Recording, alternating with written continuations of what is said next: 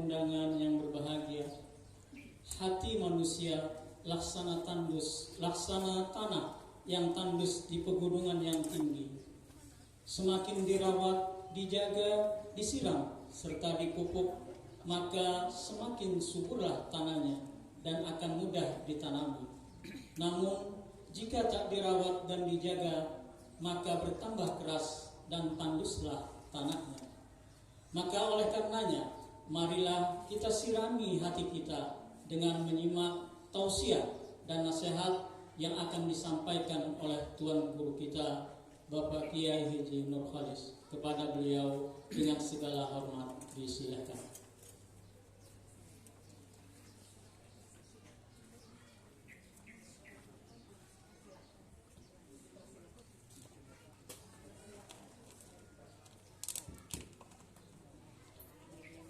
Assalamualaikum warahmatullahi wabarakatuh.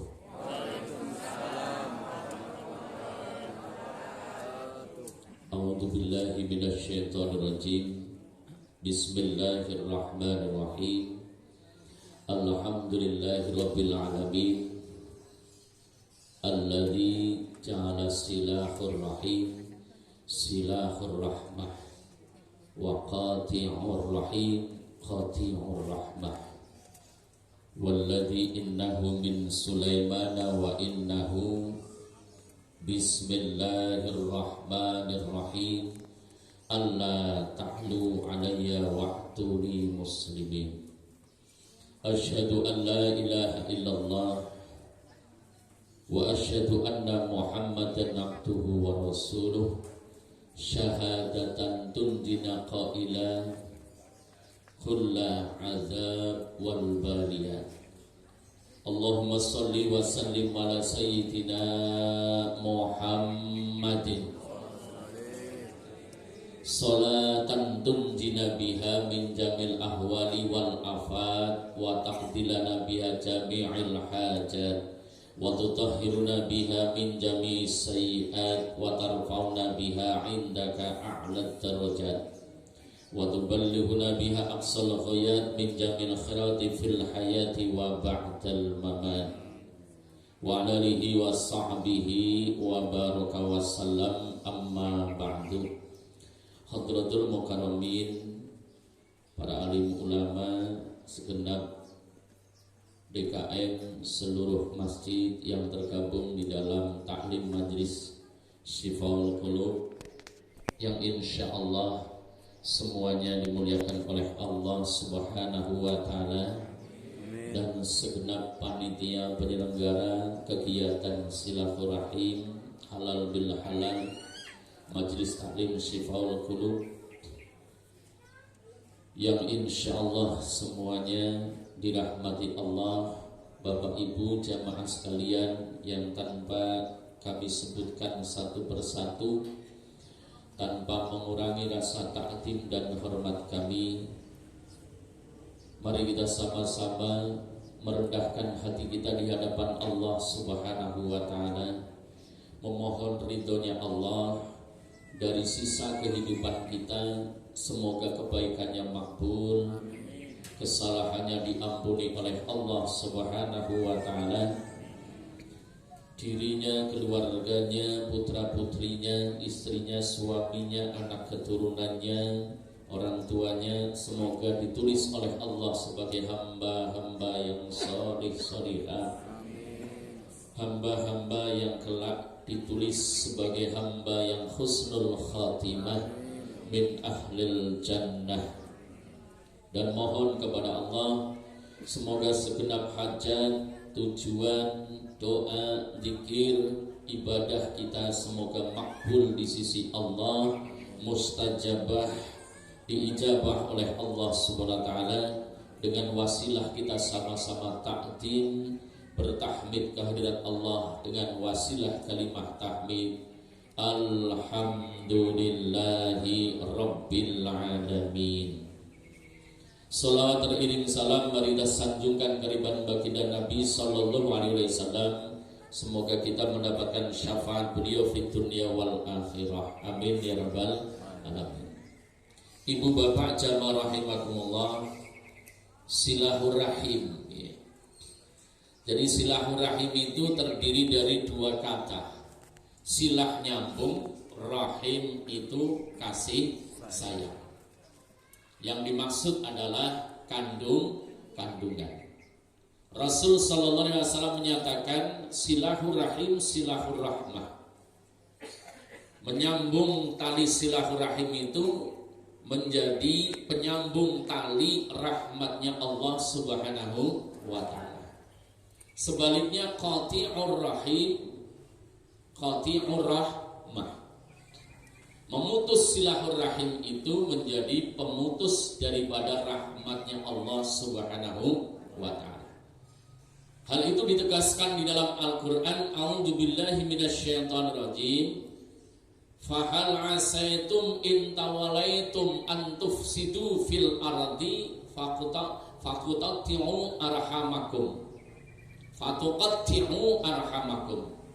Nah, kalau dimaknai secara ijmal, secara garis besar, dalam bahasa orang Banyumas itu ojo dumeh. Jadi fahal asaitum antawaritum antufsidu fil ardi fatuqatti'u arhamakum, itu makna secara ijmal ojo dumeh. Ngerti ojo dumeh? Ojo dumeh ayu banjur kumayu ngelingono ayu sesuk tuwa kempong peot ora payu. Ojo dumeh suki banjur sumuki ngelingono suki sesuk pondok bakal dijaluk muli. Ojo dumeh pinter banjur kuminter ngelingono pinter ora bener uripe keblinger. Ojo dumeh. Kira-kira sampean ojo dumeh gak? Sok dumeh gak? Hati-hati di sini. Jadi tidak sedikit orang karena kaya, karena pintar, karena jabatan, karena keluasan daripada nikmatnya Allah, kemudian memutus tali silaturahim. Benar-benar? Benar-benar? Orang kadang-kadang tinggalnya di komplek, silaturahim ke kampung ogah. Saya nggak nyindir, tapi nyulak. Maaf, kadang-kadang kemana-mana bisa, tapi kehidupan yang bareng bertahun-tahun ditinggalkan. Iya Pak ya? Benar-benar? Coba, ini sering terjadi seperti itu. Makanya di sini orang yang memutuskan silaturahim itu dikatakan, ulaika la'anahumullah. Siapa yang sanggup menerima laknatnya Allah? Monggo. Orang yang tidak mau silaturahim akan dilaknat oleh Allah. Ulaika la'anahumullah. Nah, yang pertama dilaknat itu dengan kategori keadaan sikap bagaimana? Fa'asammahum. Menjadi tuli. Kalau diomongin masuk ke kanan, keluar kiri, mending. Ini kadang-kadang mentang. Enggih, kata sampean. Iya, hidup aku. Makanya nanti kalau sampean ngaji tarekat, pasti satu pujian sudah nggak ada. Dua candaan udah hilang. Nanti kalau sampai itu tarekatnya benar-benar. Nah, orang tarekat benar-benar perhatikan di sini. Kadang-kadang kan tinggi banget pengajian sufi, tapi diajak suluk nggak mau. Kayak Petruk. Nih, Jadi kalau orang sufi beneran, orang thariqah beneran itu dikatakan alamatut thariqatis sahihun. Tandanya orang yang meniti agama dengan benar. Perhatikan baik-baik. Itu minal hina ilal fakir. Tandanya itu. Enggak kayak sekarang. Kalau sekarang ini banyak orang itu ngikuti tarekat wiridan, kepinginannya itu dari susah menjadi enak. Iya Pak ya? Padahal kalau tarekat sebenarnya minal hina ilal fakir. Nah, apa itu hina? Kaya. Maksudnya di sini adalah kaya dengan fasilitas. Ini berubah menjadi fakir, yaitu mengakui bahwa dirinya itu enggak punya apa-apa karena apa saja yang dimiliki itu milik Allah. Ini kalau tarekatnya benar. Kemudian yang kedua, minal izzi ilal dulli. Yang tadinya merasa dirinya itu hebat, dirinya itu mulia, itu menjadi merasa dirinya paling hina. Makanya di dalam kitab Muraqabah Ubudiyah dijelaskan di situ, yang namanya tawadu adalah orang yang sadar bahwa dirinya itu paling jelek di seisi dunia. Kalau kira-kira sampai sudah kayak gitu belum? Sudah kayak gitu belum? Orang ini kadang-kadang merasanya mendingan aku. Ini kata-kata mendingan itu sudah takabur. Nah, dibelemin. Nah, ingat-ingat itu. Jadi tarekat yang benar itu minal izzi ilal dzulli. Yang tadinya merasa mulia, yang tadinya merasa sempurna, merasa sahih dan sebagainya, mengaku bahwa dirinya itu dzulli, hina. Makanya munajatnya para ahli tarekat itu diantaranya dari baginda Rasul, minal abdi dalilil fakir ilal mauliyal jalilil kabir. Dari hamba yang hina kepada Allah dan yang maha tinggi. Inni massanni dhurra wa anta arhamur rahimin. Sesungguhnya hamba ini orang yang penyakitan. Nah, kira-kira sampai penyakitan enggak? Itu kemarin jazakallah kepada jamaah yang telah mewakafkan kita Irsyadus Syari, sarah daripada Sahih Bukhari. Kita doakan mudah-mudahan berkah dunia agama akhiratnya. Amin ya rabbal alamin. Itu di sini dijelaskan. Perhatikan di sini. Tidak akan sampai keimanan seseorang sebelum keluar dari dalam hatinya gatal-gatal. Saya ulangi, tidak akan sempurna iman seseorang sebelum keluar dari hatinya gatal-gatal dalam hati. Kira-kira sampai suka gatal nggak hatinya? Halo? Pak, suka gatal nggak hatinya? Jadi kalau gatal kan kerudak gitu. Itu belum beriman sampai ini. Subhanallah. Padahal sering apa sering sampean? Ini kadang-kadang sholat jamaah hatinya gatal, lama banget imannya. Makanya ada hati-hati kalau kita ngimami ini mesti muro'ah. Ada orang begitu sholat Allahu Akbar, bacaannya alif lam mim kaget. Apa koroh ini? Begitu berikutnya dilanjut. Ya ujungnya akhirnya apa? Jancuk sholat kesyaitan. Sholat aja jadinya jancuk. Gitu. Makanya di sini muro'ah sangat penting. Termasuk di dalam kita ini, saya ingatkan kepada bapak-bapak yang namanya menuntut ilmu. Ini penting sekali. Jadi ada 5 kode etik menuntut ilmu. Pakai sampai. Insya Allah sampai akan mendapatkan warisan ilmu dari para guru yang sampai tuntut ilmunya. 1, wasumtu. Diem, jangan banyak ngomong. Gitu. Nih, naudzubillah jangan ujub ria semangat itu. Saya berguru 15 tahun, 7 tahun kepada satu orang. Enggak pernah mau ngomong di depan gurunya. Kalau gurunya ngomong apa saja, saya diam. Enggak pernah nyangkal sama sekali. Sampai pernah anak-anak saya itu nemuin namanya Ki Hasim Bafaki itu, muridnya Ki Khudori. Saya diijazahin, saya sudah ngamalin itu sampai ratusan kali. Tapi saya diijazahin, saya diem. Kalau sekarang, itu saya sudah berkali-kali Pak, pasti kayak gitu.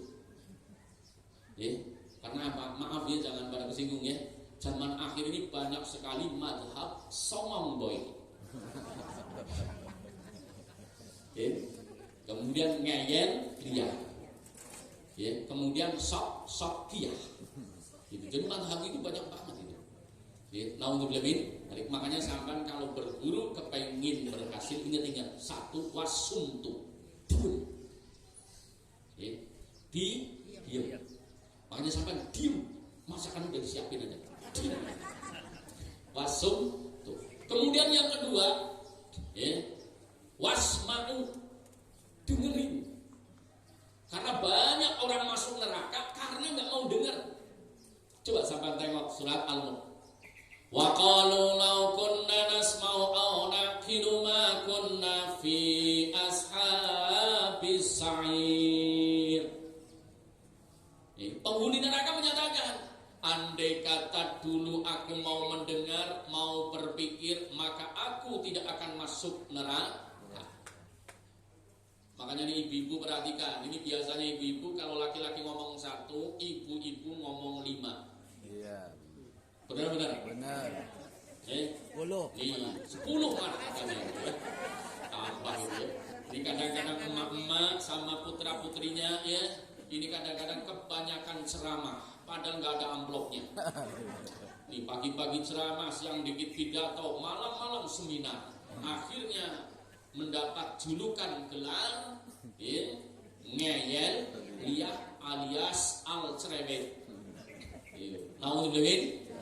Maka perhatikan di sini ya. Jadi nomor 1, ketika kita ini belajar betul-betul diam, kemudian dengarin.